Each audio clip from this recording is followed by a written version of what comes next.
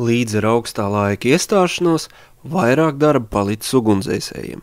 Cilvēkā vienmēr nepiedomā par ugunsdrošību, pārkurina krāsnes un citādi izraisa ugunsnelaimes.